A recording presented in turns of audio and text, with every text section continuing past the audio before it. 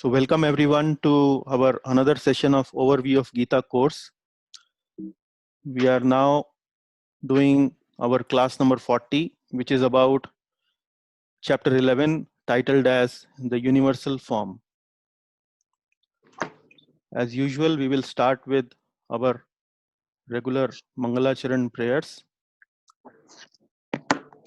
Om Ajnanatimirandhasya Jnananjana Shalakaya Chakshurunmilitam Yena Tasmai Shri Gurave Namaha Shri Chaitanya Manobhishtam Sthapitam Yena Bhutale Swayamarupa Kadamayyam Dadati Swapadantikam Vandeham Shri Guru Shri Yuta Padakamalam Shri Guruna Vaishnavamscha Shri Rupam Sagrajatam Sahagana Raghunathanvitam Tam Sajivam Sadvaitam Savadhutam Parijana Sahitam Krishna Chaitanya Devam Shri Radha Krishna Padan Sahagana Lalita Shri Vishakhan Vitamscha He Krishna Karuna Sindho Deenabandho Jagatpate Gopesha Gopika Kanta Radha Kanta Namostute तप्त कांचन Gaurangi Shri Radhe Vrindavaneshwari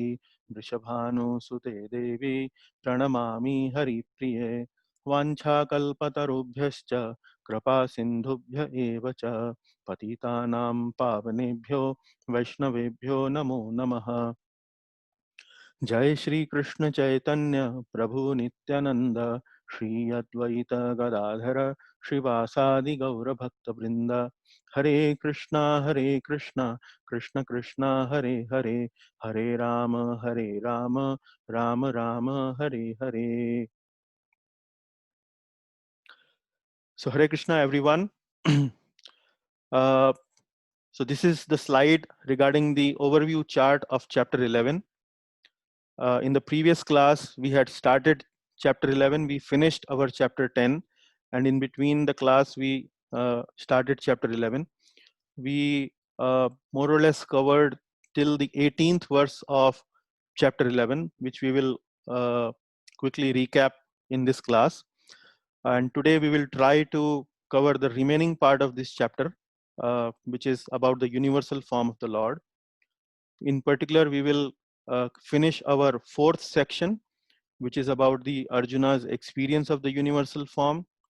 Then we will see how Krishna responds to Arjuna's experience. And then Arjuna offers some very beautiful prayers to the Lord. Those prayers have a lot of depth and a lot of revelation for us. We will see those, cover those prayers.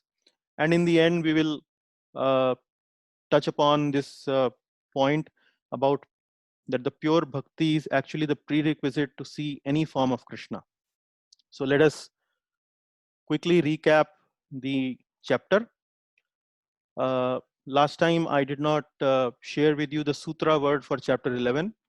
Here you can see the sutra word, the acronym for remembering chapter 11 on your fingertips. And that has been summarized as a word called Roop, R-U-P-A, Roop. And R stands for request.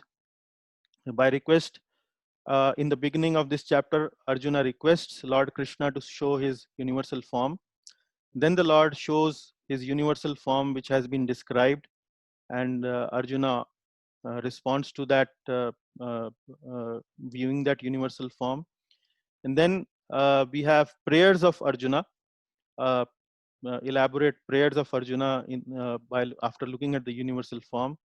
And then we see how Lord Krishna, from his multi-armed and multi-variegated universal form, first of all gets converted into four-armed Narayan form, and then ultimately into two-armed Sham Sundar form. So on the right, the picture that you see actually summarizes this chapter quite well. More or less, you can see all the elements of R, U, P, and A in this picture. You can see that Arjuna is requesting Lord Krishna.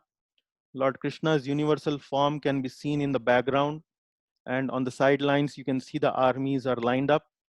And you can also consider Arjuna requesting and pleading to Krishna as prayers of Arjuna. And then you can also see how multi-armed Lord Krishna's form converts into the four-armed Narayan form, where I'm showing my cursor, and then into two-armed form of Lord Krishna. So all that is summarized very nicely in this picture. So let us quickly recap this. As I said in the beginning, Arjuna requests Lord Krishna to show his universal form, and he very politely requests. He says that if you think that I can behold, kindly show it to me. So the idea is that the devotee doesn't order the Lord. Devotee is humble, devotee is always submissive. So he very kindly submitted to the Lord to show his universal form, which is all pervading. Then we saw in this particular case why he requested the universal form. It was mainly to for the others to have confidence that what Lord Krishna has spoken in Bhagavad Gita is not just philosophical understanding, but actually he is the supreme personality of Godhead, and he is capable of demonstrating the universal form. And also to set a testing criteria between gods, between actual God and the false God. So those were the few things that we are the takeaway points from this particular section. Then Lord Krishna describes his universal form. He says, now see my many opulences, behold, there are many wonderful things, and you can see whatever you want to see in the whole world in this form. And then Lord Krishna tells Arjun to that I will give you divine eyes, because you cannot see that form with your mundane eyes. You will need divine eyes. So Divya Chakshu, that's what Lord Krishna provides to Arjun. In the next section now, when the Lord has demonstrated his universal form, that is also seen by Sanjay, who is the secretary of Dhritarashtra, and explaining to Dhritarashtra what experience Arjuna is going through. And he makes a running commentary for Dhritarashtra. He says, now Lord Krishna has displayed his form, and his form has unlimited faces, eyes, and vision. It is effulgent like thousands of suns. It was very, very bright. Everything in the universe you can see sitting only at one place. Don't need to go anywhere. And Arjuna is now bowing down in astonishment. So his mood, Arjuna's mood of friendliness towards his dear friend Lord Krishna is now changing. It's now changing from friendly mood to astonishment, Vismay.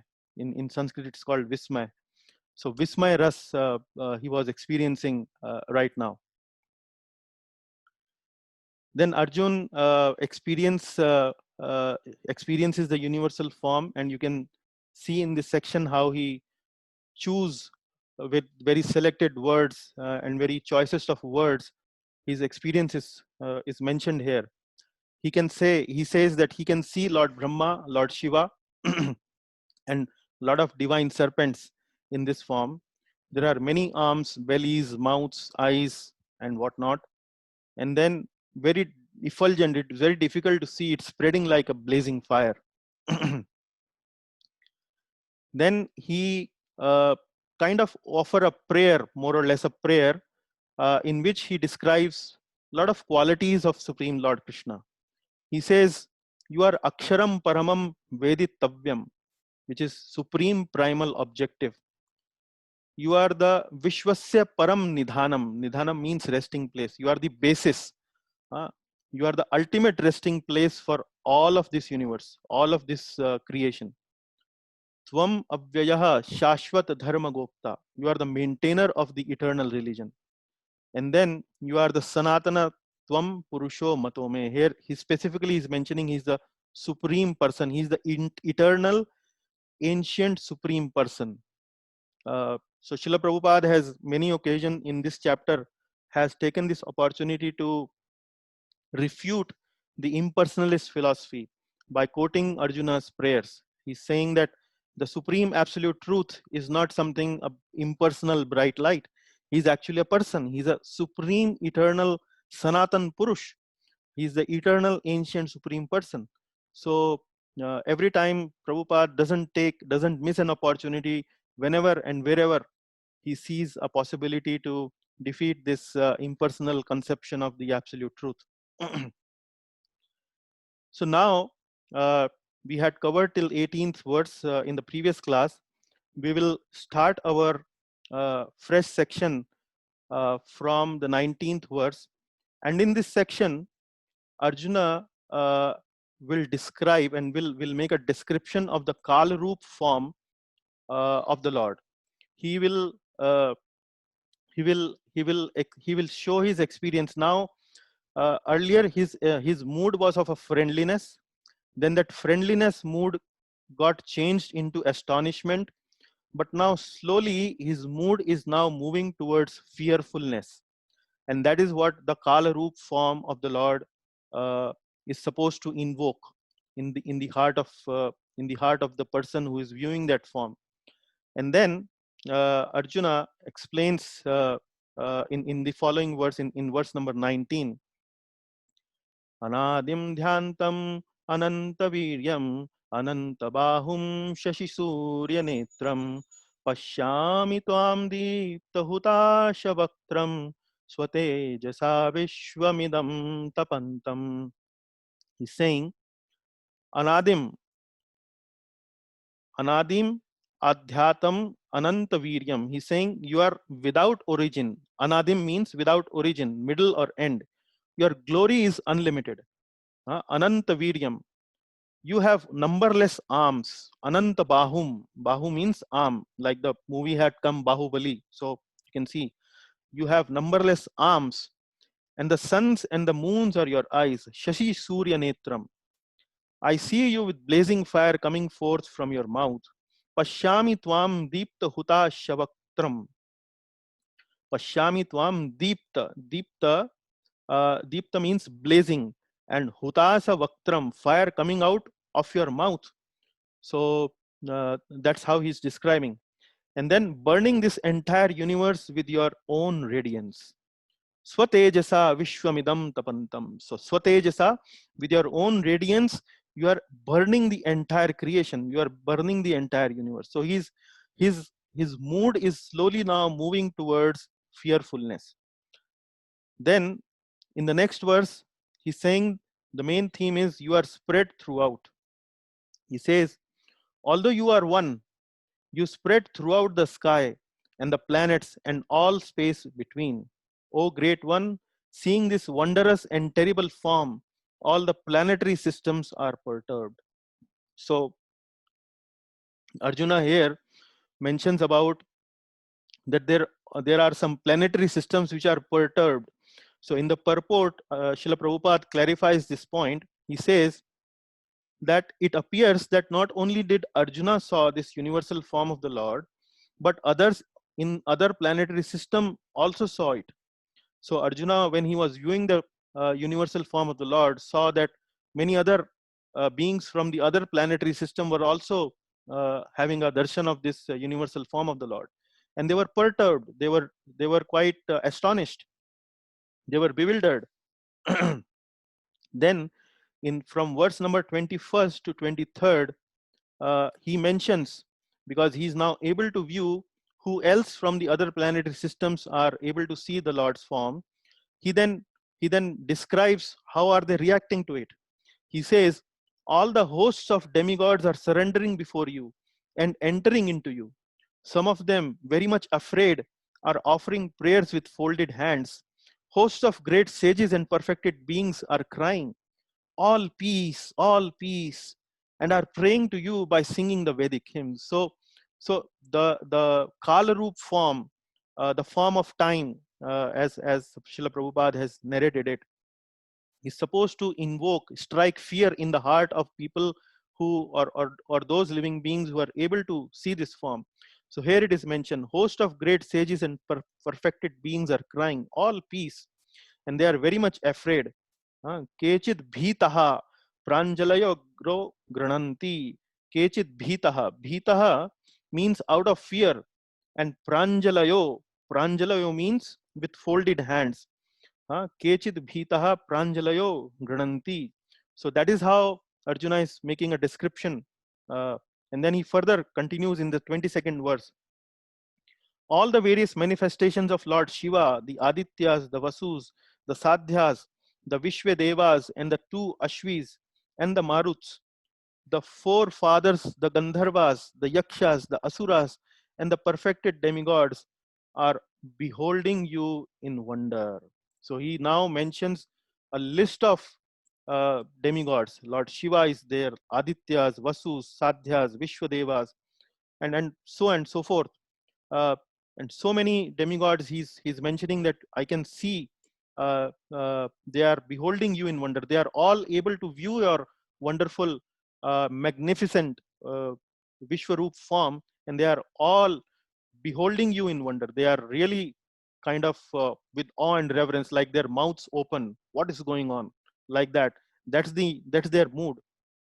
In the 23rd verse, he then says, O mighty armed one, all the planets with their demigods are disturbed at seeing your great form, with its many faces, eyes, arms, thighs, legs, and bellies, and your many terrible teeth. And as they are disturbed, so am I. So as you can see, his mood is changing from astonishment to disturbance, to fearfulness. He's saying, as these forms are being seen by many of these demigods, and they are feeling disturbed, and as they are disturbed, so am I. So he's explaining the same experience, that as these people are disturbed, I'm also disturbed. And then in 24th verse, he's mentioning, O all pervading Vishnu, seeing you with your many radiant colors touching the sky, your gaping mouths and your great glowing eyes, my mind is perturbed with fear. I can no longer maintain my steadiness or equilibrium of mind. Now he goes a little more even deeper into his mood. So earlier the experience of fear was something like as it is started to come. Now he's fully kind of overwhelmed with fear. He's gripped with fear. He's saying, your gaping mouths, your great glowing eyes, my mind is perturbed with fear. I can no longer maintain my steadiness or equilibrium of mind. Now he's losing the equilibrium of mind. So to that extent, he's now feeling fearful. And then in the 25th verse, further he describes his experience. He says, O Lord of Lords, O refuge of the world, please be gracious to me. I cannot keep my balance seeing thus your blazing death-like faces and awful teeth. In all directions, I am bewildered. And then he says that now I cannot bear anymore. Please be gracious to me. I cannot keep my balance seeing thus your blazing death-like faces. In all directions, I am bewildered. I am bewildered from everywhere. I really cannot hold on to this. This is really magnificent, really wonderful, so fearful. I'm losing my mental balance. That's how Arjuna is really overwhelmed with the Kal Roop aspect of the universal form of the Lord. Then Arjuna also sees the future outcome of the war in the universal form of the Lord. He says, Amichatvam dhritarashtrasya putraha sarve sahvavanipaala sanghai bhishmo drona sutraputasthathasau sahasmadiyerapi yoda mukhyai भक्त्राणि ते त्वरमाण विशन्ति दृष्टा करालानि भयानकानि केचिद् विलग्ना दशनान्तरेषु सन्दृश्यन्ते चूर्णितैरुत्तमाङ्गैः. He says he's seeing now the outcome of the war. He says all the sons of Dhritarashtra along with their allied kings and Bhishma, Drona, Karna, and our chief soldiers also are rushing into your fearful mouths. And some I see trapped with heads smashed between your teeth. So he's not only seeing on a broader level, but he's also seeing some details. He's seeing that all of these warriors that I see standing in front of me, Dhritarashtra, sons of Dhritarashtra, all the allied kings, Bhishma, Drona, Karna, uh, all I'm seeing that they are trapped with heads smashed between your teeth. So he's giving a very ghastly description of the Kalaroop form of the Lord, that they are being crushed, kind of, the bodies are being crushed in between your teeth. And Srila Prabhupada mentions in his purport to this verse, it is also mentioned here that Bhishma, who is supposed to be unconquerable, will also be smashed.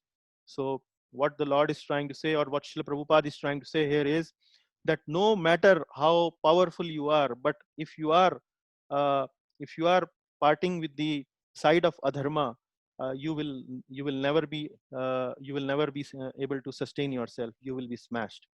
And so, Karna, not only will the great warriors of the other party like Bhishma be smashed, but some of the great warriors of Arjuna's side also. So he saw some of the great warriors of his side also being smashed in the universal form of the Lord. Then he gives an analogy in the 28th verse. He gives an analogy. He says, as the many waves of the rivers flow into the ocean, so do all these great warriors are entering, blazing into your mouths. So he's giving the analogy of a river. As the river enters into the ocean, like this, a stream of warriors actually is coming and entering into your mouths and getting crushed. He also gives another analogy. He says, I see all people rushing full speed into your mouths as moths dash to destruction in a blazing fire. So you might have experienced this whenever you, nowadays we don't light fire to light our homes, but in specifically in the rainy season, when we open a bulb, specifically maybe outside our home, uh, in the balconies or maybe in the gardens, we see a lot of insects, moths, get attracted towards the bulb or towards the light. So that is the same analogy he's presenting here. He's saying that all these people are rushing like as if the moths are rushing or to destruction in a blazing fire. So when there is a fire, these insects, when they rush towards the fire, they get destroyed. And like that, in a similar way, all these great warriors are getting destroyed when they are entering into this magnificent, wonderful, fearful form of yours. In the 30th verse, he continues to explain. He says, O Vishnu, I see you're devouring all people from all sides with your flaming mouths, covering all the universe with your effulgence. You are manifest with terrible scorching rays. So another terrible description of the form of the Lord he continues to explain.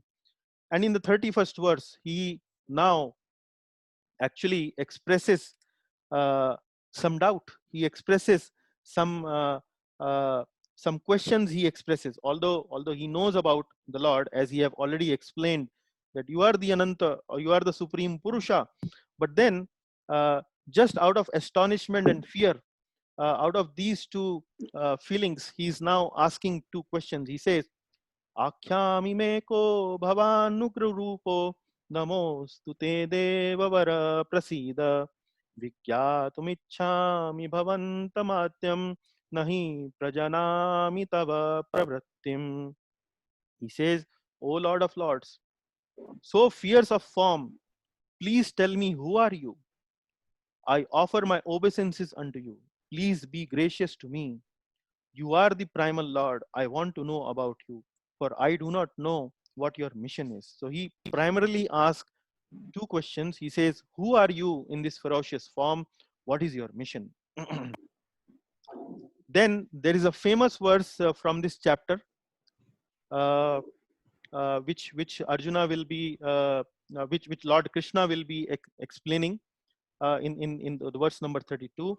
So now we are moving to the next set of verses where Lord Krishna will be speaking, and he will be responding to this question of Arjuna. When Arjuna asks this question, who are you and what is your purpose?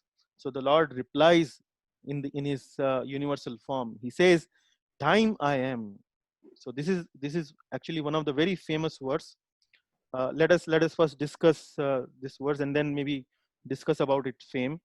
So he says, कालो अस्मि लोकक्षया कृत् प्रवृद्धो लोकान् समाहर्तुमिह प्रवृत्तः ऋतेऽपि त्वां न भविष्यन्ति सर्वे येव स्थिता प्रत्यनीकेषु योधः.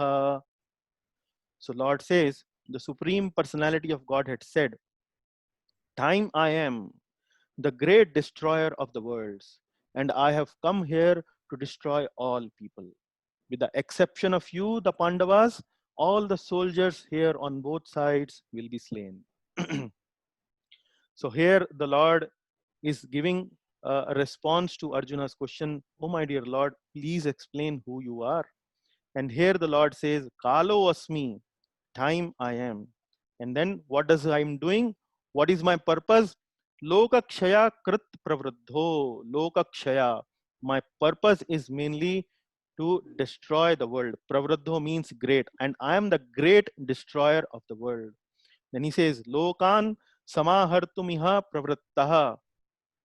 Lokan, I have come here to destroy all people. Lokan samahartu miha pravruttaha. And then Riteapi Tvam na bhavishyanti sarve ye avasthitaha pratyanikeshu yodha. With the exception of you, means the Pandavas, all the soldiers here on both sides will be slain. So here, uh, I would like to draw the attention of the devotees assembled. Uh, in the beginning of this Bhagavad Gita, Lord Krishna explains Arjuna about the concept of soul, and in the while explaining the concept of soul, he's trying to explain to Arjuna that they are all these people that you see in front of you, they are going to die one day. No matter if even if you fight, even if you don't fight, everyone in this battlefield will die. So that is what now Lord Krishna is actually confirming this to Arjuna by showing in his universal form the future. He's showing that Bhishma has been destroyed, Karna has been destroyed, sons of Dhritarashtra has been destroyed, and many other warriors who were there in the battlefield, both from the Kaurava side and the Arjuna side, all of them has been destroyed. So here the Lord is saying the nature of time as time, because time is one of the energies of the Lord, one of the Shaktis of the Lord, and the main purpose of time is mainly destruction. Time leaves nobody. Nobody is can overcome this the power or this energy of the Lord called time. So Lord actually manifests his will in this world through the agency of time, and that's what he's trying to explain here. Kalo asmi lokakshaya krit pravruddho. I am time and I will destroy. I am the great destroyer of worlds, and I have come here to destroy all people.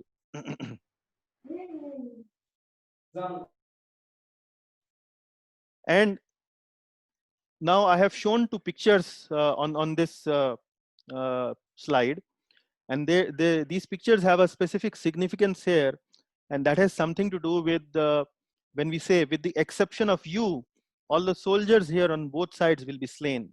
Now people might ask, the devotees might raise a question, that when time destroys everyone, why the Lord is saying, with the exception of you, the Pandavas, all the soldiers here on both the sides will be slain? If the time is destroyed, then the Pandavas will also get destroyed. But no, there's a difference. There's a difference between the destruction of a devotee or the death of a devotee and the destruction of a death of somebody who is not a devotee.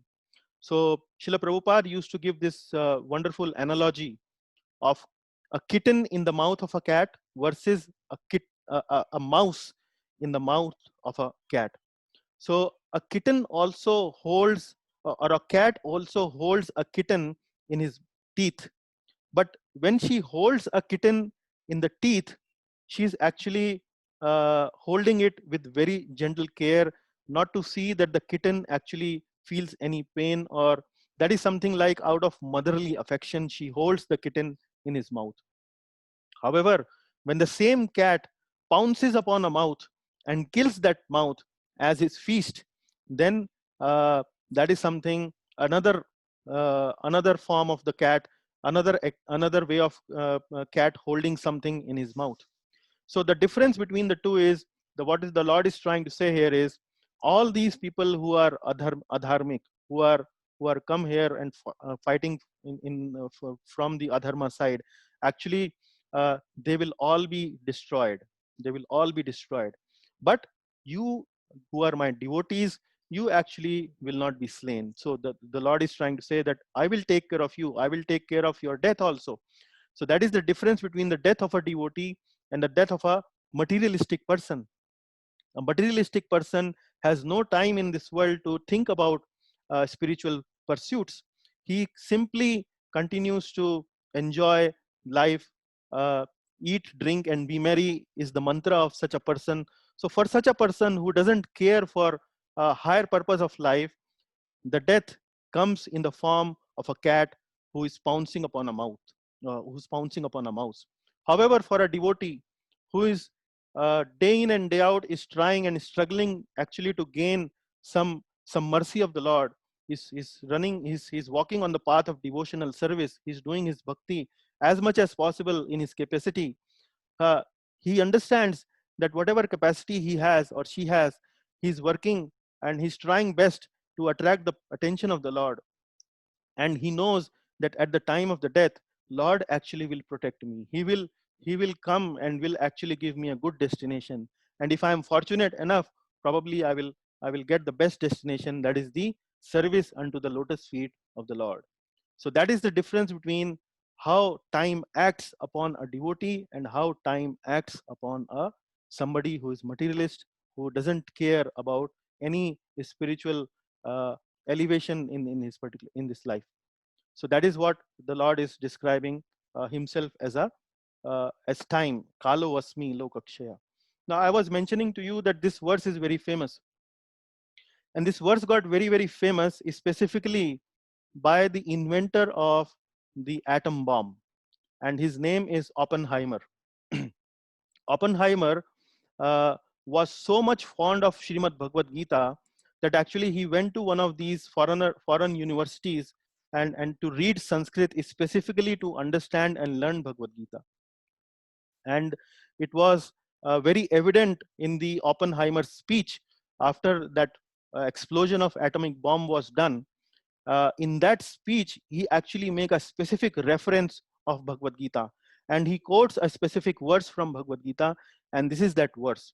Probably after the class, I will find that video and will try to share with you on YouTube, on WhatsApp group. That video is maybe a very short video, but in very cogent and very laconic, in very briefly, he mentions Bhagavad Gita, and he mentions this particular verse. He explains the experience of atomic bomb when the atomic explosion took place, the bomb explosion took place, what actually reminded him of. And then he quotes this verse. He says that, oh, that's what the verse actually resembles to some extent.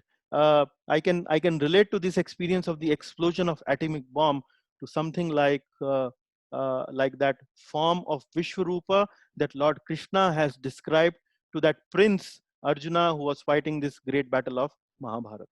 So that is where this verse became very very famous. And then we proceed now to the next verse, which is 33rd verse. Here, this is a wonderful verse. And as I was explaining in the previous verse, where Lord Krishna is showing Arjuna that all the warriors actually have died. So in this verse, what Lord Krishna is trying to explain to Arjuna is that you fight or don't fight, doesn't matter. Uh, I have already destroyed all these people that you see in front of you. So if you fight, actually you will be working or serving on my behalf. You will become an instrument in my plan, because in my plan, the result is obviously in front of you. So if you fight, actually you will become an instrument in my plan. So get up and win glory. Get up and please fight. That's what he's trying to say. Don't miss this opportunity to be part of my plan. And that is why, that is how Lord Krishna, and actually through Arjuna, he's speaking to all of us. He's speaking to us in the sense that we all know that ultimately we are going to perish with the force of time. We all will perish one day. Uh, I mean, perish means our bodies will perish. So why not become part of Lord Krishna's plan? And what is Lord Krishna's plan? Lord Krishna's plan is to spread the glories of Hare Krishna Mahamantra. Lord Krishna's plan is to spread the glories of Sankirtan movement. So why not become the part of Lord Krishna's plan? So that is what in this verse Lord Krishna is actually trying to speak to all of us. He's saying, तस्मात् त्वमुत्तिष्ठ यशो लभस्व जित्वा शत्रुन् भुङ्क्ष्व राज्यं समृद्धं मय्येविते निहतः पूर्वम् एव निमित्तमात्रं भव सव्यसाचिन्. So the last line of this verse, which is in the brown color, you can see here he's saying nimittamatram bhava savyasachin. I will read the translation of this verse. He's saying, therefore get up, uttishta yasho labhasva. Here he's saying uttishta yasho labhasva. Therefore get up, prepare to fight and win glory. Tasmat tvam jitva shatrun bhungshva rajyam samriddham. Prepare to fight and win glory. Conquer your enemies and enjoy a flourishing kingdom. Bhungshva rajyam samriddham. He's saying enjoy a flourishing kingdom. And then mayye vaite nihataha purvameva. Saying they are already put to death by my arrangement. Purvam. Purvam means already. Mayyeva vaite nihataha. They are already put to death by my arrangement. And you, O Savyasachin. Savyasachin means ambidextrous. Ambidextrous means whose right hand also is skillful, whose left hand is also skillful. He's saying, O Sabyasachi can be put and become an instrument in the fight. So get up and win glory, conquer your enemies. They have already been killed by my plan. Just become my instrument. And on your right in this slide, you can see a very humble devotee of Lord, our founder Acharya, A.C. Bhaktivedanta Srila Prabhupada, who very kindly became the instrument in the hands of the Lord, who translated all these Vedic literature for our benefit. So I could not find any better example to show how to become an instrument in the hand of the Lord. So next verse is, he's saying, in the next verse he's saying, Dronam cha bhishmam cha daidaratham cha karnam tathanyanapi yodhaviran maya hatansvam himavyatishta yudhya swajeta sirane sapatnan. He's saying, Drona, Bhishma, Jayadratha, Karna, and other great warriors have already been destroyed by me. Therefore, kill them and do not be disturbed. Simply fight and you will vanquish your enemies in the battle.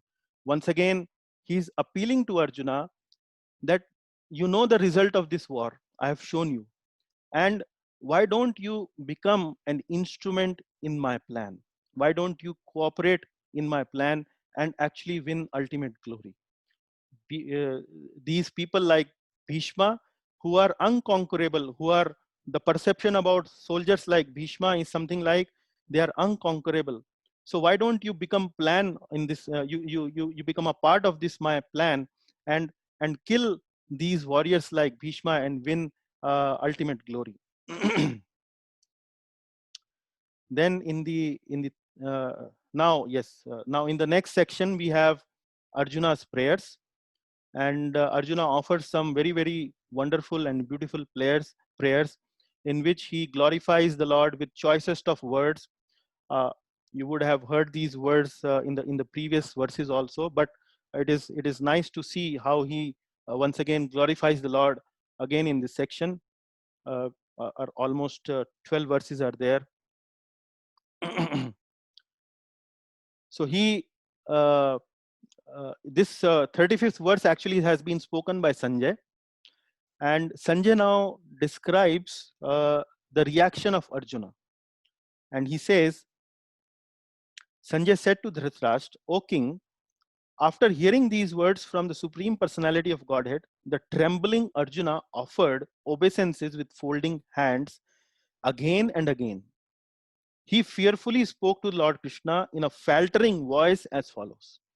So Arjuna's voice is now faltering, he's fearful, and he's folding his hands and now started to offer his prayers. First of all, he glorifies the Lord.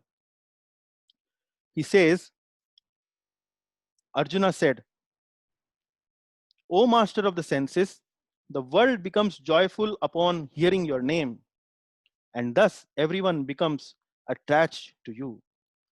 Although the perfected beings offer you their respectful homage, the demons are afraid and they flee here and there. All this is rightly done. He's saying perfected beings bow down and demons are afraid. And the whole world becomes joyful upon hearing your name, and thus everyone becomes attached to you. uh,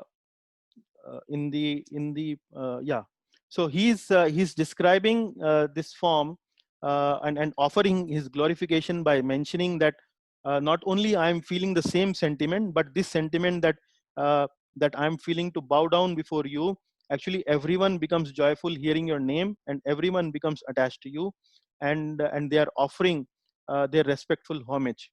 So why he's saying so? Everyone is offering their respectful homage because, as I mentioned in the previous verses, he's able to see that demigods and other living entities from other planets who have the divine vision were also able to see this universal form of the Lord, and they are reacting in a way that they are offering their respectful homages.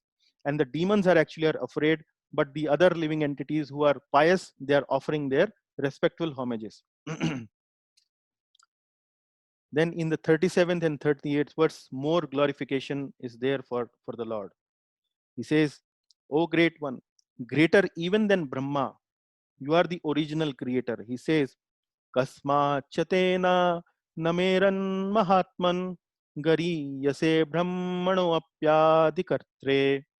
So here he's saying, gari yase brahmano apyadikartre. He's saying Brahmana means the Brahma.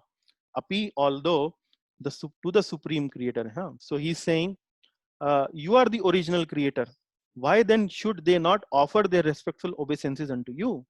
O limitless one, God of gods, refuge of the universe, you are the invincible source, the cause of all causes, transcendental to this material manifestation. So he's giving so many adjectives here that it is undeniable that he's saying that you are actually that supreme person. He's saying you are greater than Brahma, you are the original creator. And then he's saying, you are the limitless one. You are the God of gods. Ananta Devesh, God of gods, refuge of the universe. Jagan Nivasa. You are the invincible source. Twamaksharam, cause of all causes. Sadasattat Param, and transcendental to this material manifestation. So his prayers are started now. His prayers, in specifically, if you see the prayers, generally in the prayers, there are many types of prayers. Maybe we'll discuss that some other time. But one of the ways to express prayers or start the prayer is by glorifying the Lord. Glorifying means expressing appreciation for the Lord in choicest of words, in order to please the Lord, in order to gain attention and attraction towards the Lord. And then he's saying, Twamadi Deva Purusha Puranas. What does this mean? Tvam Adi Deva. Adi Deva means you are the original personality of Godhead. Purusha. So once again, this word Purusha has come. Purusha means person. You are actually a person. And then Puranas. You are Purana. Purana means Purana. In Hindi, like we call it Purana. So Puranas means you are the oldest. Tvamasya Vishwasya Param Nidhanam. Again, he's saying you are the ultimate refuge of this universe. Vetasi Vedyam cha Param cha Dhama. Vetasi Vedyam. You are actually the ultimate knower, and you are actually the ultimate knowable. So our purpose of knowledge is Krishna, and Krishna has the ultimate knowledge. That is what it means. Vettasi vedyam cha param cha dhama. Tvaya tatam vishwam ananta rupam. O limitless form, this whole cosmic manifestation is pervaded by you. So there is no scope for any speculation that who's the absolute truth. If you deeply and minutely examine these prayers of Arjuna, there is nothing that remains unambiguous, that who is the absolute truth. He is the supreme person standing in front of me. That is actually the absolute truth. That's what the ultimate purport of these verses is there. And in this 39th and 40th verse, he further describes, he says, uh, he starts to offer obeisances. What does it mean? Why he started to offering obeisances? Now, after his glorification has come, his prayers have started. His loving ecstasy towards the Lord is now crossing its limit. He's feeling so intense love for the Lord in his heart, and he's feeling so much ecstatic. After when he glorifies the Lord, who are you? He's feeling so ecstatic. Now he has started to offer obeisances to the Lord. He's offering dandavat pranams. He's offering his prayers. He's offering his namaskar to the Lord. He's saying, Vayur yamo agnir varunah shashankah prajapatistvam prapitamahascha namo namastestu sahasrakritvah punascha bhuyopi namo namaste. Now you can see here namo namaste, namo namaste. So a lot of namo is there in this verse. He's saying, you are the great grandfather. Prapitamahascha. So Pitamaha is grandfather. Prapitamahascha is great grandfather. Prajapati. Prajapati, you are, Prajapati means Brahma. So Prajapati for Pitamaha comes actually mainly for Brahma, but Prapitamaha comes for the Lord himself. You are actually the creator of the creator. So Lord is the primary creator, Brahma is the secondary creator. So he's saying that you are the Prapitamaha. And then I offer my respectful obeisances. Namo namostestu. Namo namostestu sahasra kritvaha. Sahasra. Sahasra means 1,000 times. Namo namastestu sahasra kritva. I am offering you my obeisances 1,000 times. So the 1,000 times actually is to intensify the mood and the feeling that Arjuna is going through in all this experience of him. He's saying, I'm offering this all my obeisances. And then in the next verse, he's saying his mood is actually ever increasing. He's saying obeisances to you from front. And when he says obeisances to you from front, he's still not satisfied. Then he says from behind, not only from front, from behind, but when he says behind, he's still not satisfied. And then he says from all sides. Actually, I'm so ecstatic, I'm so overwhelmed with this loving ecstasy and this mood of awe and reverence that I'm feeling to offer my obeisances not only from front, from behind, and then he sees that no, nothing short of from all directions. I'm offering obeisances from everywhere. And then, O unbounded power, you are the master of limitless might. You are all pervading, and thus you are everything. So the mood of Arjuna is very, very evident in all these verses. He's actually flabbergasted. His mind has blown up. He cannot contain his emotions. He cannot contain the feeling that he's going through at the moment.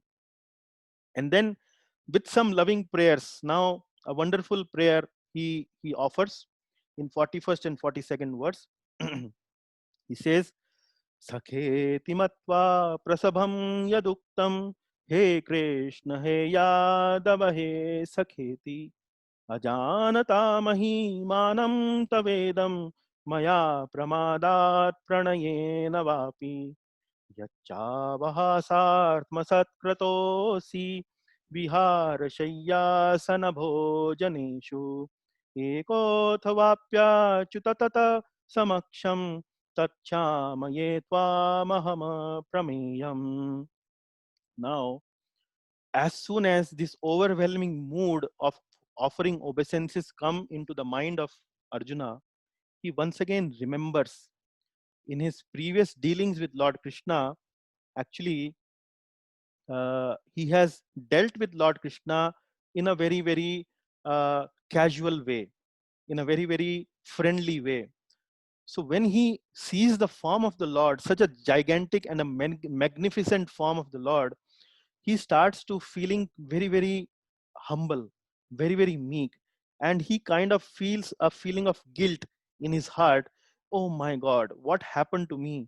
In the past, actually, I dealt with my dear, with such a wonderful, great personality, it's so casually.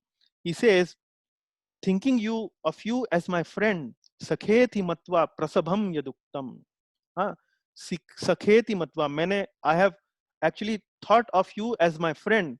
I have rashly addressed you, O Krishna, O Yadav, O my friend. I have unknowingly, actually in my ignorance, I have addressed you, oh, hey Krishna, hey Yadav, hey Sakheti. But actually you are such a magnificent personality that this way of dealing with you is actually really, really not good. And then, not knowing your ultimate glories, please forgive whatever I may have done in madness or in love. Ajanata mahimanam tavedam. Ajanata means without knowing. I have dishonored you many times. Maya pramadat pranayena vapi. Jesting as we relaxed. And then he says, uh, uh, vihara shayya asanabhojaneshu. Jesting as we relaxed, lay on the same bed or sat or ate together. Now, when we are dealing with somebody very, very great, we don't find ourselves on an equal footing, on an equal platform with that person. So in that situation, we don't deal with that person on an equal footing. We don't sit in besides that person. We probably sit on a lower platform, or probably we will stand with a folded hand, and we will not address that person, uh, Krishna and Yadav and like that. We probably will say Shri Krishna, uh, and something with lot of choicest of respectful words we will try to address. But here Arjuna is actually feeling a little feeling of guilt that he addressed the Lord in a very casual way in the past. We slept on the same bed, we sat or ate together, sometimes alone, sometimes in front of many friends. O infallible one, please excuse me for all those offenses. Tat shamaye twamaham prameyam. Please kshamaye. Kshamaye means kindly please excuse me for all those ignorant behavior of mine. And then in 43rd verse, he says, his prayer continues. He says, Pitasi lokasya characharasya tvamasya pujyasya gurur gariyan natvatma soatyabhyadhika kutonyo lokatraye lokatraye prati apratim prabhava lokatrayapi apratima prabhava. Once again, the adjectives he started to use. He says, Pitasi lokasya. You are the father of this world. Tvam asya pujyasya cha gurur gariyan. Tvam asya pujyasya. You are the most worshipable of all. Gurur gariyan. You are the supreme guru. Why he's saying supreme guru? Because you only gave the knowledge to Lord Brahma. And Lord Brahma, with that knowledge, were able to create this world. But ultimately, you are the supreme guru. And then na tvat samo sti. Samo means equal. So na tvat samo sti, that means no one is equal. And then abhyadhikaha kutonyo, no one is actually greater. And then lokatrayapi apratim prabhava. Apratim means immeasurable power. Apratim prabhava means immeasurable power. And in the three worlds, lokatraya, in the three worlds, no one has the immeasurable power that you have. So he is completely explaining the Lord in a way that is establishing the supremacy of the supreme position of the supreme personality of Godhead, Lord Sri Krishna. So with no ambiguity and with no confusion, he's actually explaining these prayers. And if you go and read Srimad Bhagavatam, which is actually a compilation of so many of these prayers, and if I may recall correctly, probably there are as many as 40 prayers like these in Srimad Bhagavatam, offered by multiple devotees in glorification of the Lord. And all these adjectives that you see in this particular verse, you will notice all those adjectives appearing again and again, and even more. So in Srimad Bhagavad Gita, these kind of prayers are only very brief and probably is only in this chapter 11 of universal form. So yeah, in the 44th verse, as he is continuing with the previous mood, he's saying that please tolerate me just as a father tolerates his son. So his mood has now become a very humble, and he's saying that you are the supreme Lord to be worshipped by every living being. Thus I fall down to offer you my respectful obeisances and ask for your mercy. As a father tolerates the impudence of his son, a friend the impertinence of a friend, or a wife the familiarity of her partner, please tolerate the wrongs I may have done to you. So he's begging some forgiveness. So earlier he was glorifying, now he's begging forgiveness. He's offering obeisances and he's begging for some forgiveness. In 45th and 46th verse, he finally concludes his prayers by making a request. He's saying, after seeing this universal form, which I have never seen before, I am gladdened, but at the same time, my mind is disturbed with fear. Therefore, please bestow your grace upon me and reveal again your form as the personality of Godhead, O Lord of Lords, O abode of the universe. Now he's making a request. He's saying that I'm really thankful, grateful. I've never seen this universal form before, uh, and I'm really gladdened, but at the same time my mind is disturbed with fear. So again, that fear aspect uh, has come here once again. And then uh, he says, kindly bestow your grace upon me and reveal again your form as the personality of Godhead. So here in the purport, uh, Srila Prabhupada mentions, Arjuna therefore is asking Krishna to show his Narayan form because he can assume any form. He can assume means Lord Krishna can assume any form. This universal form is material and temporary, as the material world is temporary. We discussed this in the past. But in the Vaikuntha planet, he has his transcendental form with 4 hands as Narayan. So what Prabhupada is trying to say is, now in the picture also you see there is a 4-handed form of Lord Narayan in the background, and in the front you see the 2-armed form, Sham Sundar form of Lord Krishna. Now in the 46th verse he further says, please show me that form of yours which is Chaturbhuj, and he says this verse, Kiritinam gadinam chakrahastam ichhami tvam drashtumaham tathaiva tenaiva rupena chaturbhujena sahasrabhavo bhava vishwamurte. So in the last line he's saying Sahasrabhavo bhava vishwamurte. Oh, 1,000-armed personality, kindly become 1,000-armed personality of a Vishwamurti. Kindly show me your Chaturbhuj Roop. Tenaiva Rupen Chaturbhujena. Ichhami Tvam Drashtum Maham Tathaiva. That is my desire now to see. And what is that form? He's saying Kiritinam Gadinam Chakrahastam. Kiritinam means one which has a helmet, which is a nice crown. Gadinam means the gada, the mace, and Chakrahastam, the one that has a chakra in your hand. So, O universal form, O 1,000-armed Lord, I wish to see you in your 4-armed form with helmeted head and with club, wheel, conch, and lotus flower in your hands. I long to see you in that form. Now, Srila Prabhupada, in this verse, in the commentary of this verse, the 46th verse, he says, these verses establishes without any doubt the statement of Srimad Bhagavatam that Krishna is the original personality of Godhead and all other features originate from him. So that's what I was explaining in the previous verses also. There is no doubt here that Lord Krishna actually is the source, the ultimate source of all forms. Chaturbhuj Narayan form and the Vishwaroop form. The Vishwaroop form is actually material, which also gets destroyed once the material universes are destroyed. But these forms like Narayan and the Sham Sundar form, these are eternal forms. But ultimately, the source of all these forms is the 2-armed form of Lord Krishna. Yeah, I was I was referring to several other books while preparing this lecture for this particular class, and came across a very wonderful analogy. This analogy was about uh, this universal form and how to understand this mood of fear and love in Arjuna.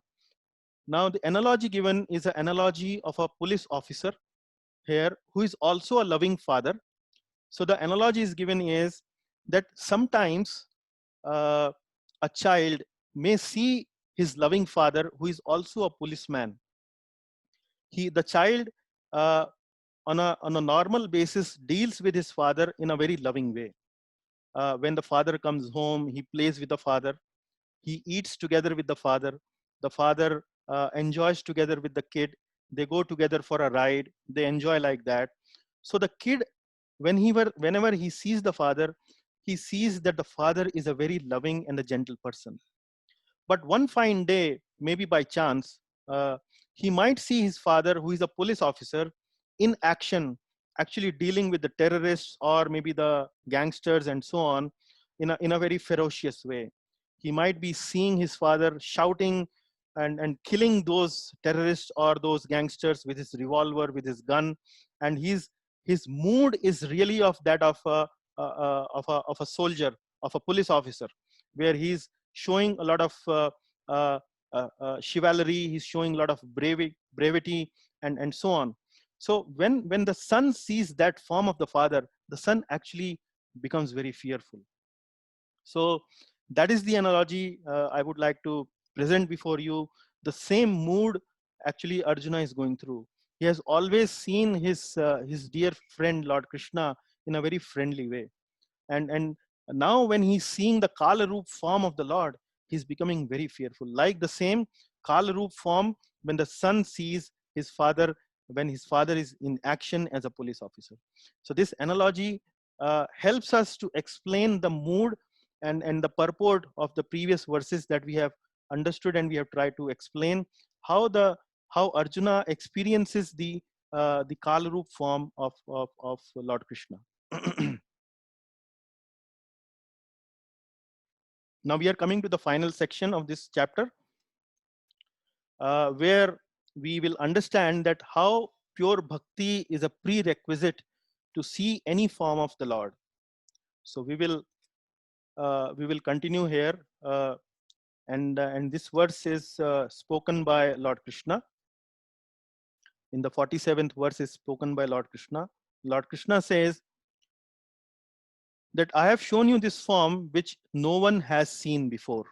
So once again, uh, uh, uh, Lord Krishna is explaining the real rarity of seeing this Krishna's universal form.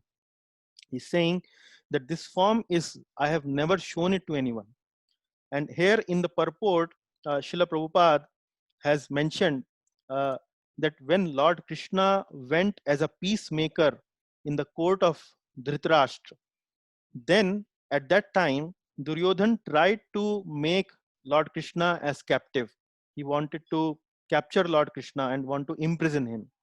At that time also, Lord Krishna had shown some aspect of his universal form to Duryodhan to frighten him. But here, Srila Prabhupada is writing in his purport that those forms that uh, uh, Lord Krishna had shown to Duryodhan or in that court, that was different from what he is now showing it to Arjuna. So the point here is that this form was never seen before. He's saying, I have shown you, and this form has never, no one before you has ever seen this primal form, unlimited and full of glaring effulgence. So this is mainly to establish the rarity of seeing universal form of Lord Krishna. Then he further develops upon this point, he further builds upon this point, Lord Krishna. He says, "Oh, best of Kuru warriors, no one before you has ever seen this universal form of mine, and neither studying of the Vedas, nor by performing any sacrifices, nor by giving any charity, nor by any punya karma, nor by any tapasya can anyone see this form in the material world." So It is so difficult, so rare, and so austere to see this universal form of the Lord. And then in 49th verse, he further goes and says, uh, convinces Arjuna. He says, now let this horrible vision of mine be over and see the form you desire to see. He says, you have been perturbed and bewildered by seeing this horrible feature of mine. Lord himself is saying horrible feature. Drishtva rupam ghor midragang mamedam. He's saying Drishtva rupam ghor. Ghor means horrible. Drishtva rupam ghor midrangam mamedam. This horrible form of mine. Now let it be finished. Now the picture is over. The show is going to be over. My devotee, be free again from all disturbances. Kindly be free now. With a peaceful mind, you can now see the form you desire.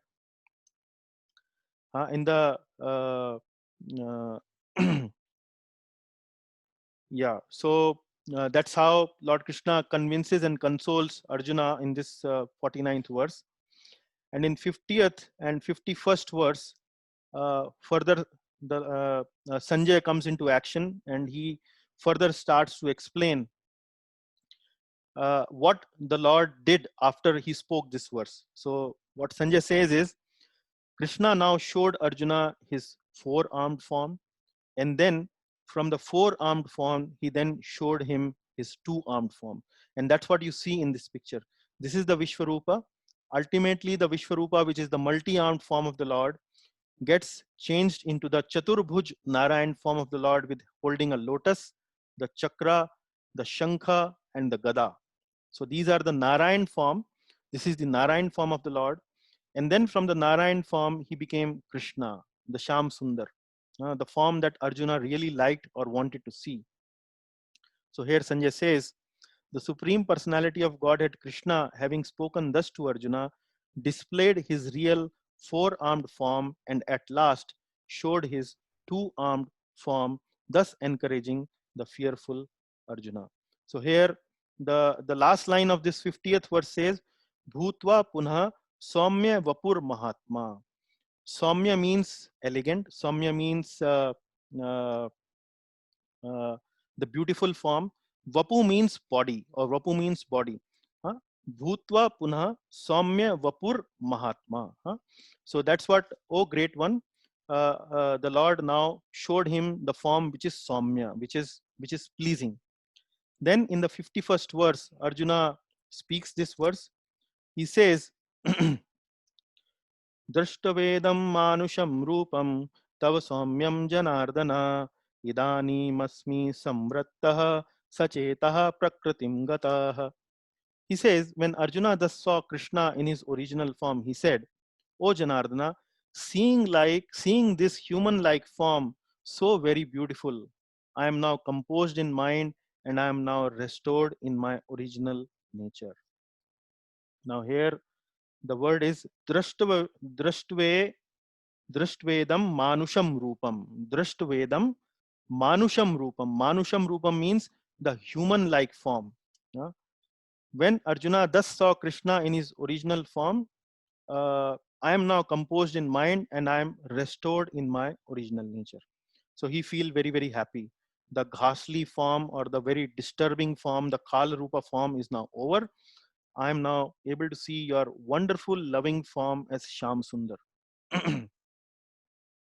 One who thinks that Krishna, in purport, Srila Prabhupada writes, so it is very clearly stated in Bhagavad Gita that one who thinks that Krishna is an ordinary person and who misguides the reader by claiming that it is the impersonal Brahman within Krishna speaking is doing the greatest injustice. So I was explaining before, Prabhupada has not missed any opportunity to criticize the impersonalist understanding of Srimad Bhagavad Gita.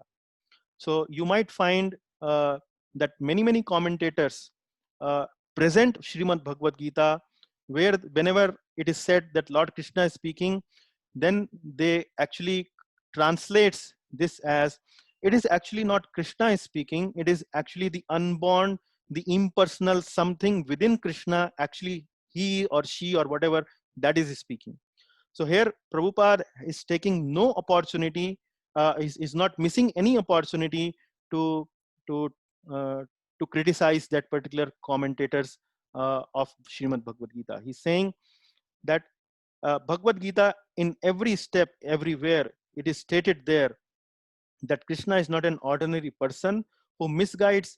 Uh, so it is very clearly stated in the Gita that one who thinks that Krishna is an ordinary person and who misguides the reader by claiming that it is impersonal Brahman within Krishna speaking is doing a greatest injustice. So, in the last line of this purport is saying the original verses of Bhagavad Gita are as clear as the sun. They do not require lamplight from foolish commentators. So he's once again heavily criticizing those who presents an impersonal presentation of Srimad Bhagavad Gita.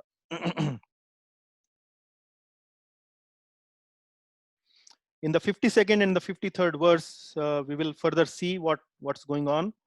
And in the 52nd verse, Lord saying, this is a very important verse because this establishes that the two-armed form of the Lord is actually even more confidential than the Vishwarupa form. So he's saying, Sudur Sudurdarshamidam Rupam Drishtavanasi Yanmama Deva Apyasya Rupasya Nityam Darshana Kankshina. Here the first word is Sudurdarsh Midam. Sudurdasham idam. Sudurdasham idam. Durdasham means very difficult to see. The Supreme Personality of Godhead said, my dear Arjuna, this form of mine you are now seeing is very difficult to behold. So now you will see that in the previous verses itself, Lord Krishna has explained to Arjuna that this universal form that you have seen, you are seeing it for the first time. This is confidential. I don't show this form to anybody or everybody. This is confidential. Neither by studying Vedas, nor by doing any austerity, charity, tapa, tapasya, anything. You cannot see this form. I am showing it to you for the first time. But this particular form, he's saying it is Sudurdasham idam rupam. It is even more confidential. I don't show this form to anyone else. So, my dear Arjuna, this form of mine you are now seeing is very difficult to behold.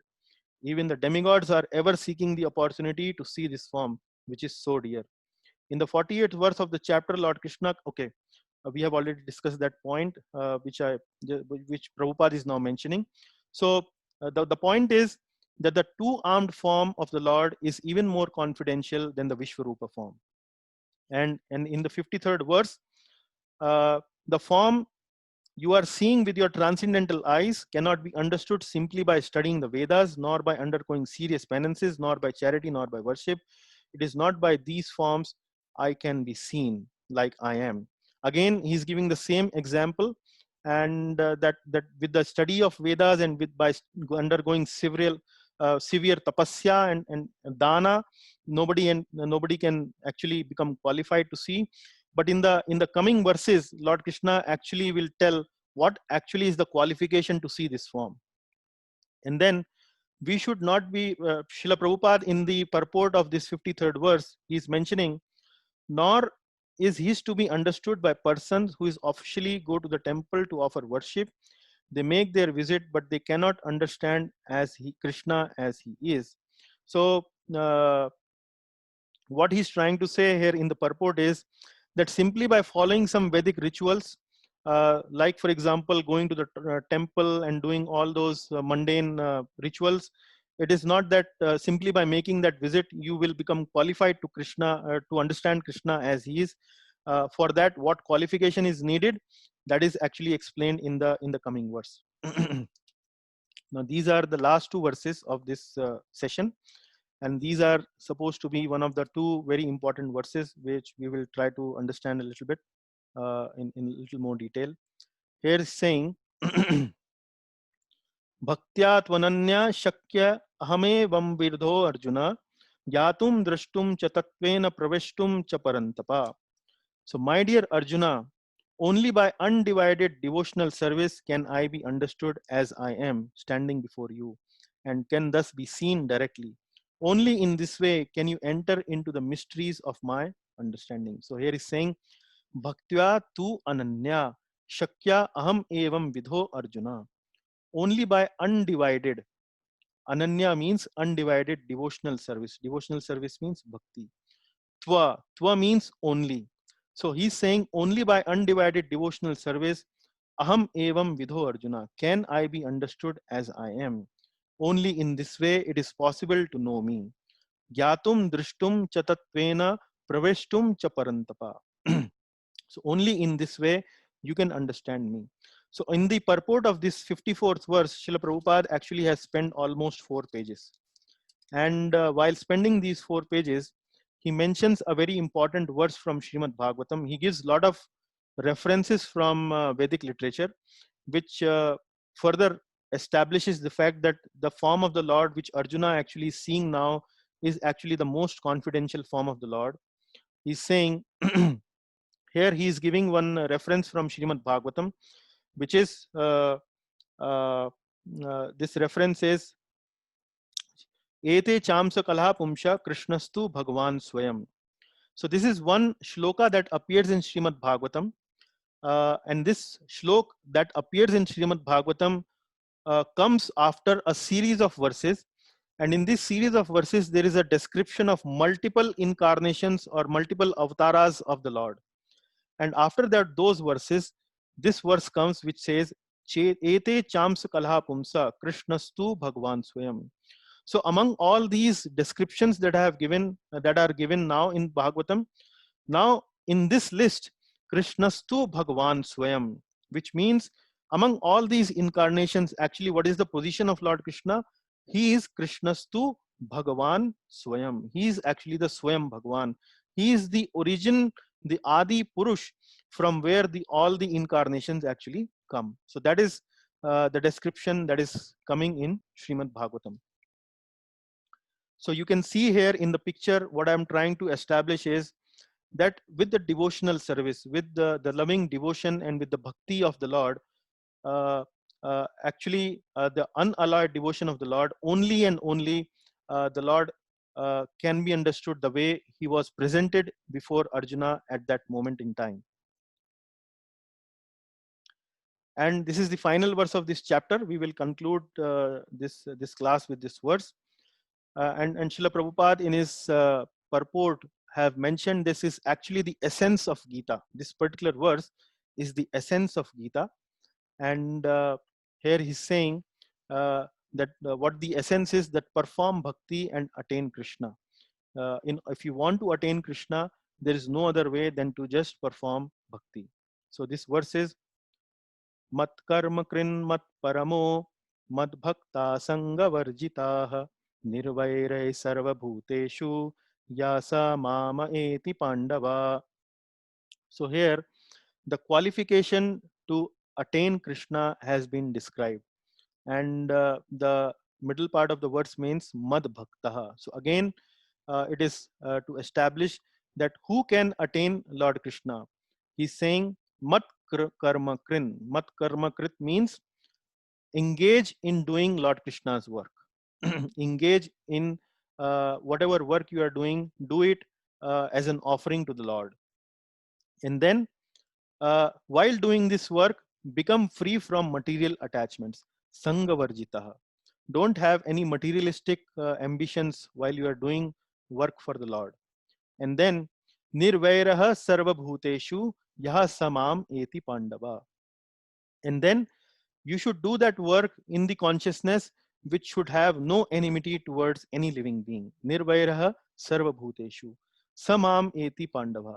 Samam eti pandava means if you mold your life, if you transform your life in this way, that you do mat karma krit without any material attachments and without any enmity towards any living being, you will surely become eligible and qualified to come to me. You will actually attain Krishna.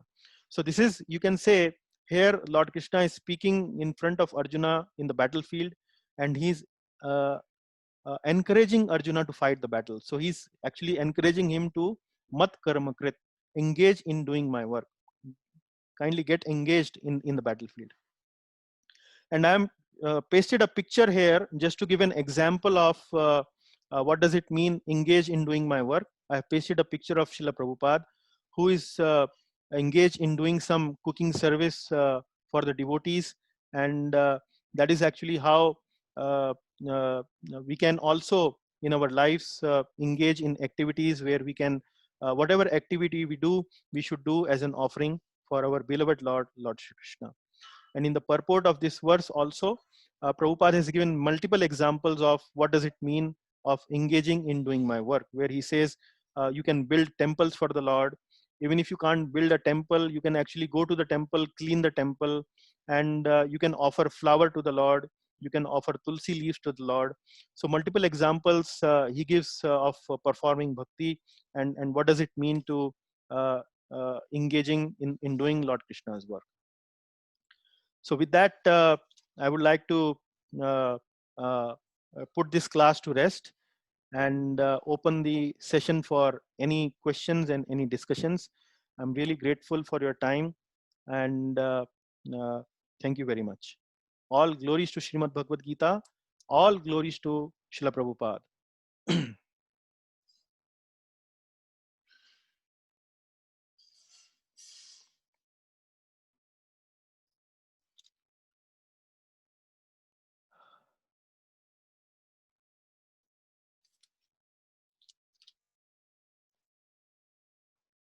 Any questions, any comments, any takeaways?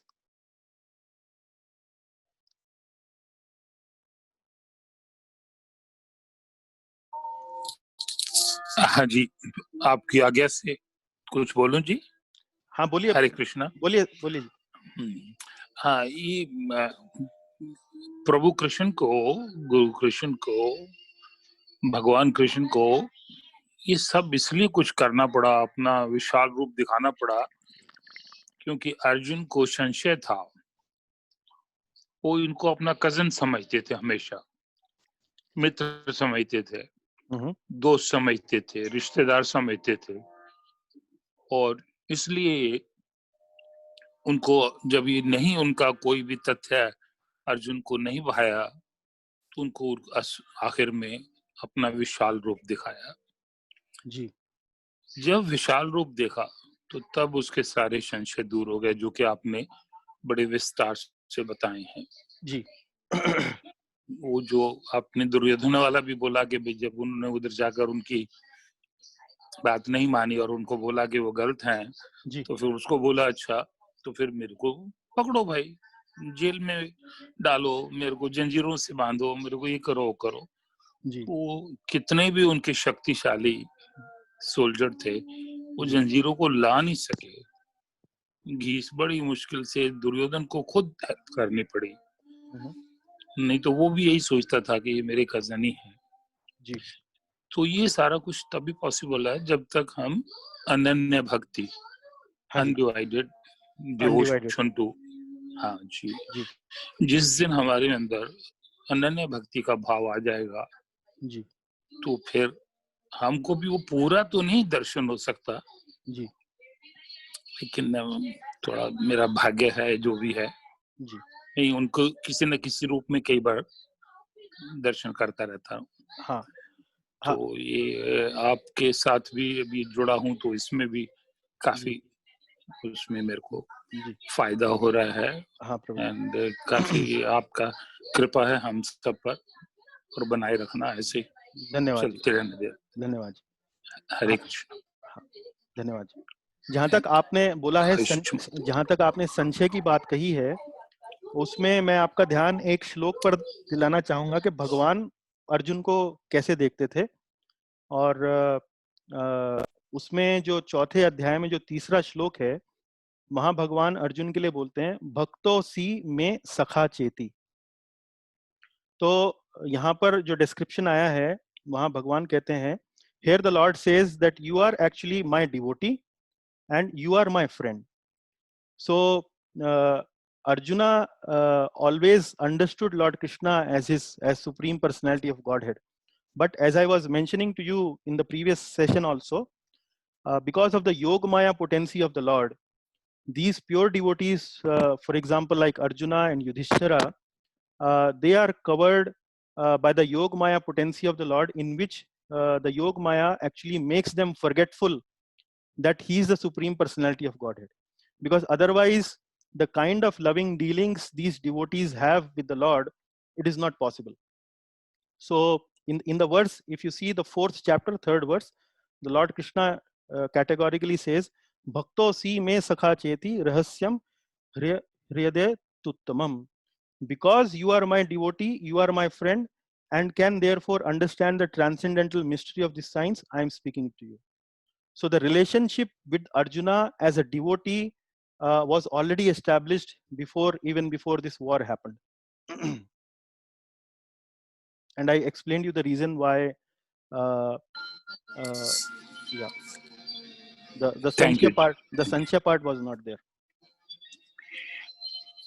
नहीं, वो थोड़ा शायद मैं उसमें संशय बोल गया, लेकिन वो उनको भ्रम भी हो गया था एंड में जब उन्होंने वार जीती। अभी तो खैर बाद में आप बता ही चुके हैं कि उन्होंने जीती है, तो फिर उनका भ्रम भी दूर करना था ना, कि सब इनमें जहां पर भी उन्होंने जिसको मारा, जैसे उन्होंने बोला इन सबको तो मैं पहले ही मार चुका हूँ।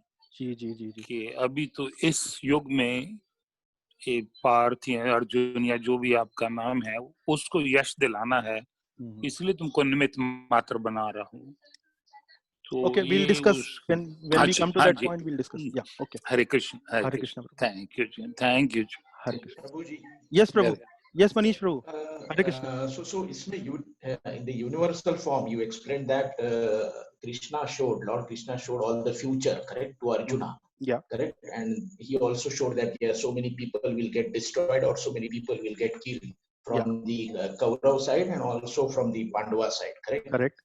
But and as you also said that whoever was the devotee, then he was protected or he will be protected, correct? But then we also see that Arjuna's son Abhimanyu also died in this battle.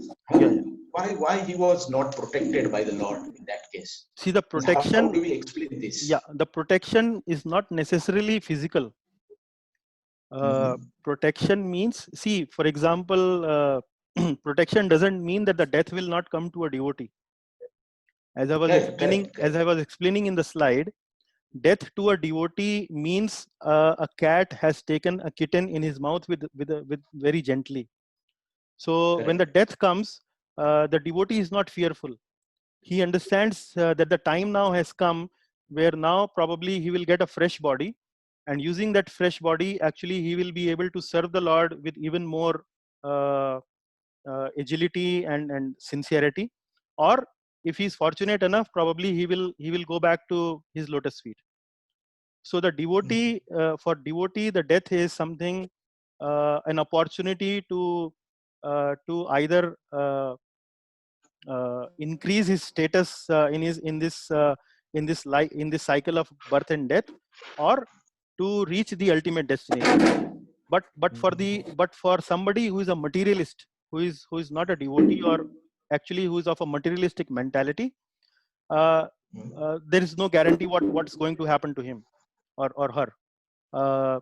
He may even fall down into the lower forms of life because of his consciousness is material. So because he desires material consciousness, the Lord will either continue his material existence as a human, or maybe as a in the lower planets or in the lower species of life, whatever. So that's what it means. So what I'm trying to say is, protection doesn't mean only that the death will not come. Protection is given at 3 levels. It can be given at a physical level, it can be given at a mental level, and it can also be given at a spiritual level. So protection at a spiritual level would mean that a devotee, if he passes away or if he has died, he will actually attain a higher destination. That's what the spiritual protection would mean. And Abhimanyu actually got a higher destination. Okay. Yeah. Yeah. It doesn't mean you will become deathless. I mean, we are already deathless in the sense that we are spirit souls, but protection means ultimate destination, in terms of destination where the soul actually further travels in its spiritual journey, the eternal journey that it has to take, that it undertakes. Yeah. Yeah. Okay. Nice question. मैं उसमें कुछ बोल सकता हूँ गुरुजी? Yes, प्रभु जी. हाँ, वो क्या वो है कि उनको मालूम था ये होना है. जब उसकी शादी हुई थी अभिमन्यु की, तभी उन्होंने प्रेडिक्ट कर दिया था कि ये होएगा. और नंबर 2, उस वक्त वो सारथी होने के नाते दूसरे फ्रंट पे अर्जुन के साथ में थे, और इधर इनको आह्वान हुआ था, तो इसलिए किसी न किसी को तो जाना था पांडवों में से. तो he was the only one who knew entry.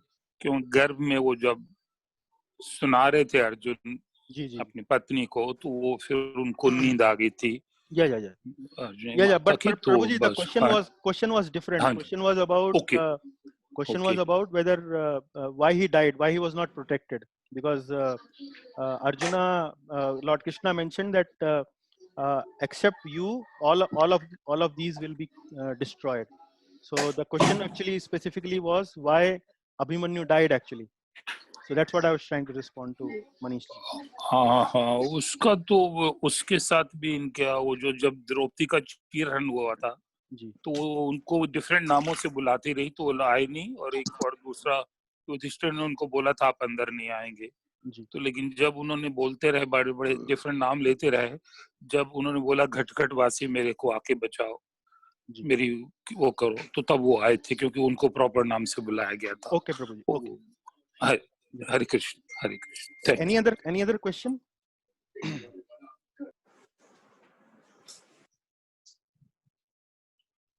Any other comment?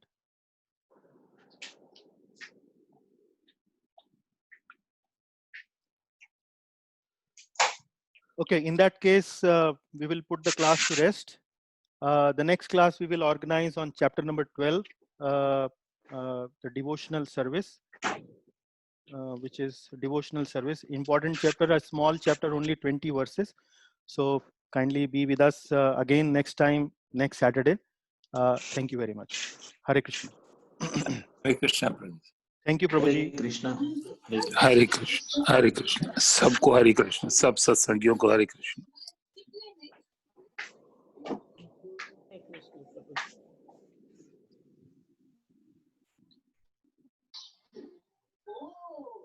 समझ गया तेरी स्ट्रेटजी, चार्ट चाहिए.